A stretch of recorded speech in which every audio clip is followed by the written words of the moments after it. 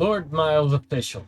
In the coming weeks, I will put out a survey for those looking to join the Haitian invasion. I'll ask about skills, fitness, military experience, religion, etc. If needed, you will be called on prior to the invasion. I will discriminate against every protected trait, and I will only take the best. I am working on funding. I am very serious about the invasion of Haiti. Operation Red Dog 2. How would you do it, Kay? Miles gets kidnapped again. These writers are getting fucking lazy with their retreading of already tired plot points. Where's he gonna stage from? Dominican Republic? At any rate, I'm not adverse to a little filibustering. Not sure hunting, camping, target shooting, etc. would be quite what he's looking for. 5 surveys ago, I lost 30,000 Haitian raiders in the blink of an eye. And the chartered towboat from the Dominican Republic just fucking sank. Tomorrow, there will be no shortage of fat bodies. No shortage of sinking to Davy Jones' locker with 200 pounds of gear. I know you understand. Cut off porta potty from outside support. Starve them into submission. Every applicant is gonna glow like phosphorus. What the fuck would you even do there once you have it? 30 infested, earthquake-prone, disease-ridden shithole with literally nothing of worth in, on, or around it that only survives thanks to foreign aid. A privately led invasion and takeover of a part of an island that's about 600 miles from Miami. I'm sure that'll last. But vetiver exports. Yeah, that fucking tracks. Would care about luxury perfumes, stupid larpers. Anyway, yeah, basically what 800 said. Blockade their waters, shouldn't be too hard against a non-existent navy and barely 2,000 soldiers. Couple of privately owned boats and some shitty MGs and you're set. Never need to step a foot on the island until you take it over. Assuming the international community doesn't instantly rally against you and easily dislodge you, which it most likely will. Your fight isn't with the locals, it's with maintaining good PR. If you can convince the world what you're doing is fine, you'll face very little military retaliation. This is honestly more of a pull thread than a K one. It's about maintaining the glorious Anglosphere tradition of filibustering. Alright, let's make this quick.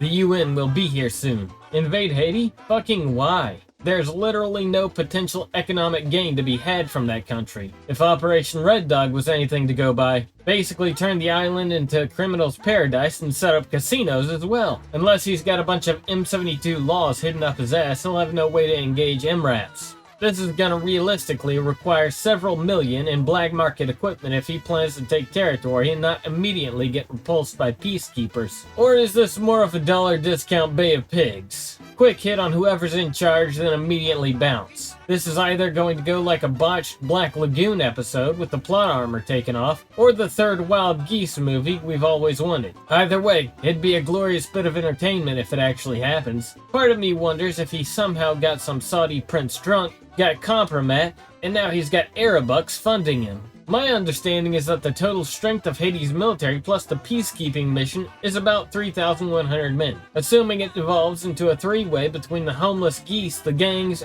and the government/UN forces, he's losing an attritional fight unless he's got at least 9,000 guys. We can reduce this number if a smaller force is landed covertly at night and everybody's decked out with night fighting equipment. NVGs, thermals, LAMs. Sappers land ahead of the main force and disrupt communication and reinforcement routes. Additional commando teams do diversionary operations with explosives on key government facilities. If all his guys were hard-ass XSOF and decked out to match, the peacekeepers, gangs, and government forces could all collectively be whittled out by 500 men. It would require substantial local support, however, plus some serious false flagging to get the other sides fighting each other. Caches, safe houses, and escape routes all planned in advance if things go south. Also, the casualty rate would be fucking ugly, especially since there's no logistical train. What the guys have is all they're gonna get unless they source local. To reduce attrition, they'll need good armor. Protec 9812-R1s are ideal, but $1,350 a pop, and there's no way Lord Farquaad can get thousands of them in time. That'd be a huge order and would take months to a year to spool up. Also, drones and mortars. They'd be essential. 1 to 2 tow and javelin teams could handle the MRAPs. How many literal retards will actually get killed for this shit? How do they expect to reach the island?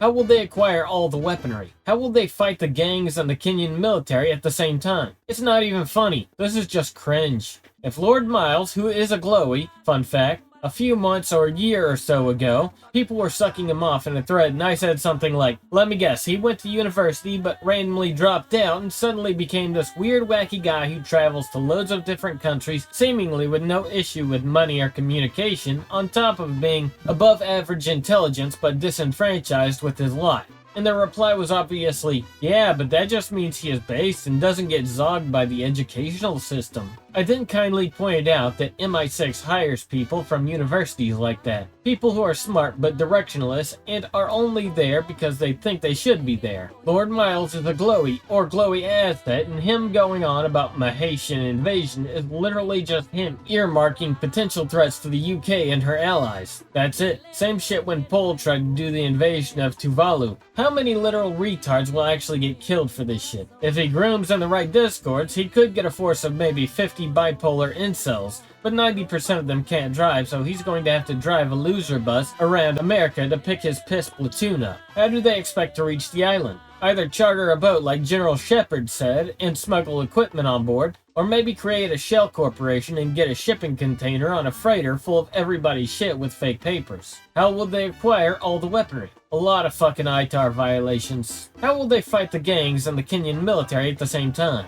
If he busts his ass, he can get 50 men, many of whom are probably unstable and unreliable under pressure. He'll get mopped by the peacekeepers unless he has heat on his side. Realistic route is he gets a team of 4 ex-SOF dudes, they smuggle a Tech 50 or 2 in just to nail whoever's in charge, then immediately bounce like hell and get off the island. Call it a win. How many literal retards will actually get killed for this shit? None. How do they expect to reach the island? They won't. How will they acquire all the weaponry? They won't. How will they fight the gangs and the Kenyan military at the same time? They won't need to because they'll never leave. The most effective they'll be will be like when that guy from Soldier of Fortune magazine tried to organize a rescue of supposed POWs being held in Vietnam in the 80s, and they ended up setting up shop in a Thai brothel for like 9 months and using all the donation money to get rimmed while having ping pong balls fired at their heads. The big casualties will be from STDs.